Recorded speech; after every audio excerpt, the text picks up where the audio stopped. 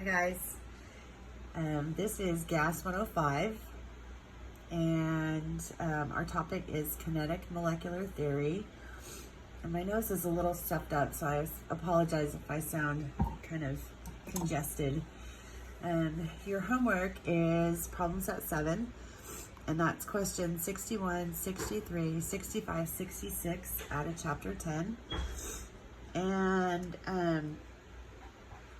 Kinetic Molecular Theory is a 5-point theory about how gases behave.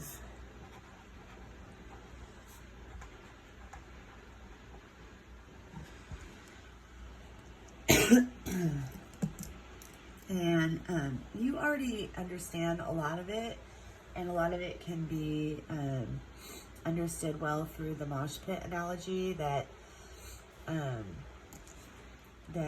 sample of gas is like a mosh pit, and the people are the particles of gas, and they're crashing into each other, and the pressure comes from them crashing on the outside of the mosh pit. So I'm just going to dive into these points. If they take up more than one page, I'll break the video in half and go from there.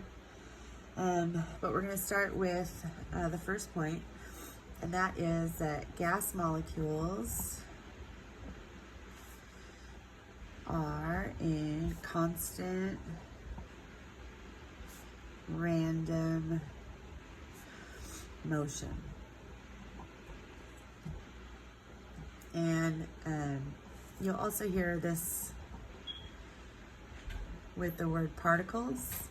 So particles can be atoms or molecules.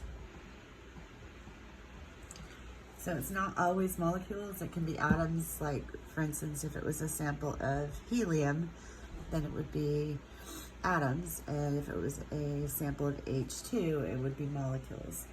Either way, the particles are in constant random motion, and they crash into each other and change direction. So that's point number 1. So that's like analogous to the people in the mosh pit are always moving and always crashing into each other. Okay, second one.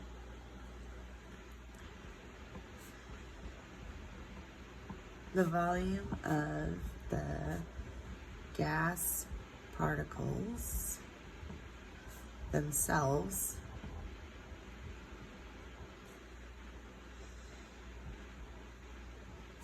is very small compared to the volume gas samples occupy. So small, the volume is negligible. So, for instance, if we had a gas sample and it had, like, say we had, I don't know, how many is that? 7 gas particles, and they're bouncing all around and crashing and running into each other. The point is that this gas sample takes up this much space. Say it's 1 liter.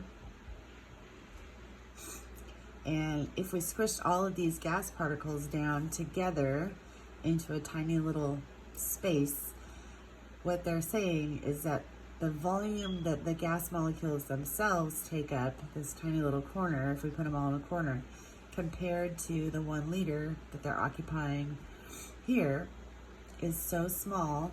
This volume is so small compared to this, is that it's negligible. And negligible means that comparatively it's unimportant. It's too small. Okay, and the reason that that's thought to be the evidence is that gases are compressible.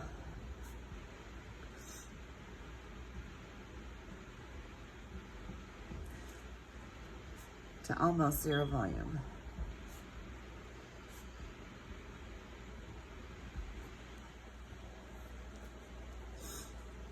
So when we push on this, you can get gas samples to go to almost no volume. Okay, and the third point is that intermolecular forces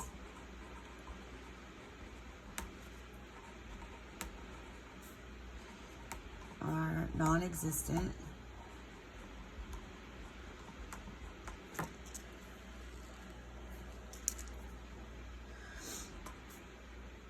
I'm going to say between gas molecules.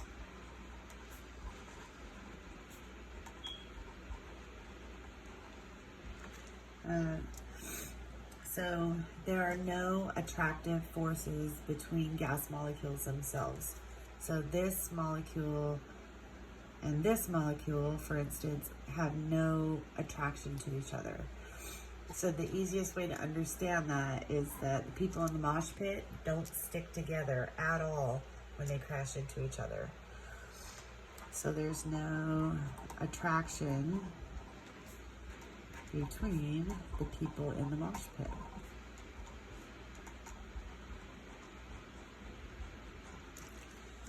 And kind of the evidence for that is that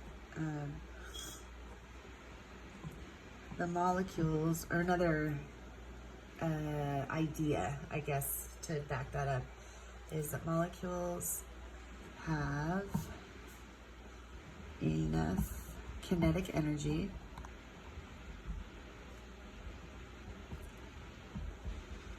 to overcome any intermolecular forces. So when they crash into each other, they don't stick to each other at all. That's the basis of that the intermolecular forces are non-existent. Okay, so hi. So our fourth point.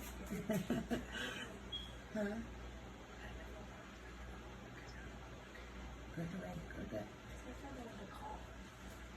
Good night. Okay, number 4 is that collisions between the molecules are, quote, perfectly elastic.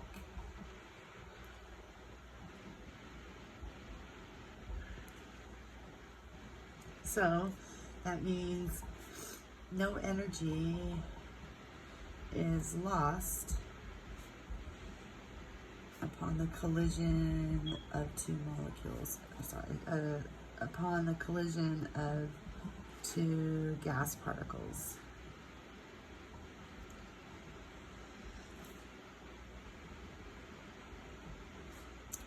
So the energy before collision is equal to the energy after the collision.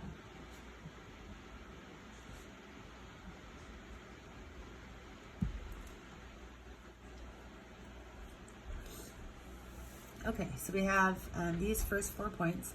The first one is gas molecules are in constant random motion.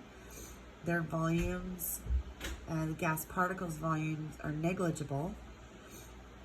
Intermolecular forces are non-existent because they're moving so fast, and that collisions between the molecules are perfectly elastic. And I'm going to do number 5 on a separate sheet of paper. So if you need to rewind or whatever, or back it up, you can do that. But point number 5, and this is Kinetic Molecular Theory continued. Point number 5, I would say, is probably the most telling of all the points. and maybe the most abstract, and that is at like temperatures,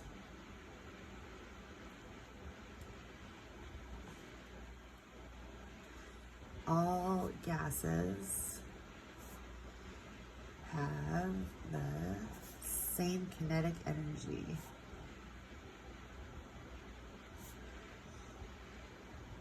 And we know kinetic energy is the energy of motion.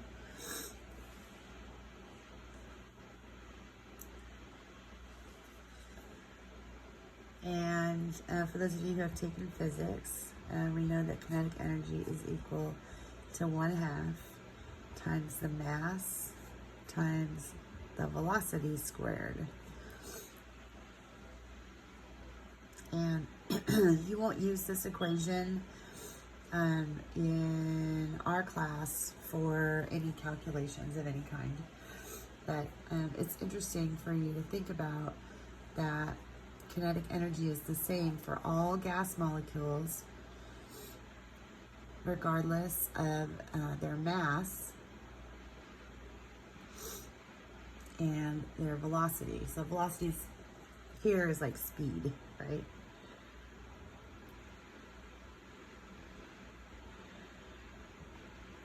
Okay, so if that's true, so if all gases at like temperatures have the same kinetic energy, then the larger gas molecules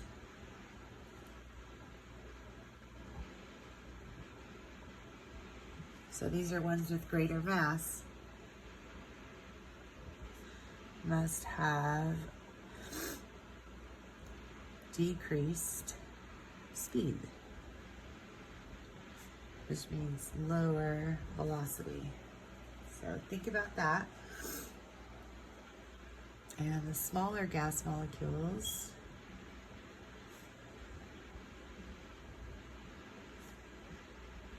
so they have lower mass, must have increased speed. So that's increase in velocity. So we have the larger molecules are moving slower and the smaller molecules are moving faster. And the way I think of it is, if you were comparing like a big gigantic truck, like think of like a big Dodge Ram or something, and you were comparing it to like a Toyota Prius, and they were both supposed to have the same amount of energy, like crashing power, that in order for the Prius and the Dodge to have the same amount of kinetic energy, the Prius has to be moving way faster than the Dodge, right? So if you run a Prius into a Dodge, if they're going the same speed, Prius is toast, probably.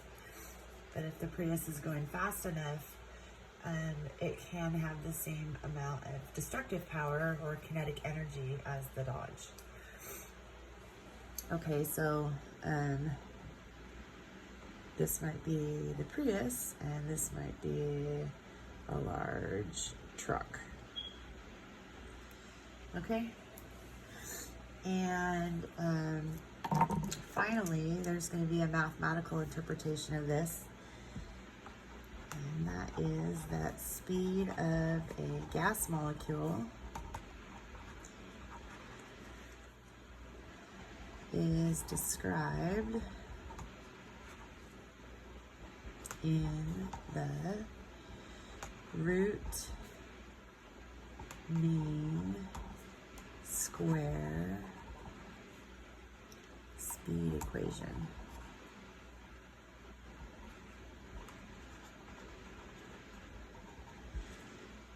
Okay, so here it is. The speed of a gas molecule in meters per second is represented in the R and S equation, root mean square speed. And it's represented by this kind of cursive lowercase u.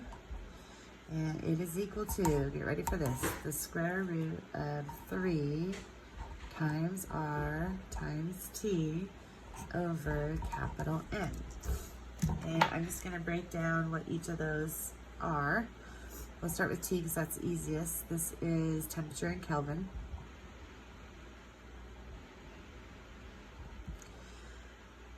R has a different value than in Pivner. R here is 8.314. And if you want justification on this, definitely you can just Google it and look at the units. And 3 is a 3. And then capital M is the molar mass of the gas. But it has to be in kilograms per mole. So before you do anything with calculations here, change your molar masses to kilograms. And remember that grams divided by 1,000 will give you kilograms. So for CO2 at 44.009 grams per mole, I would divide by 1,000 and I would get 0.044009 kilograms per mole. So that's just a quick example there. All right. So this is fairly easy to interpret. This is going to give you a speed in meters per second.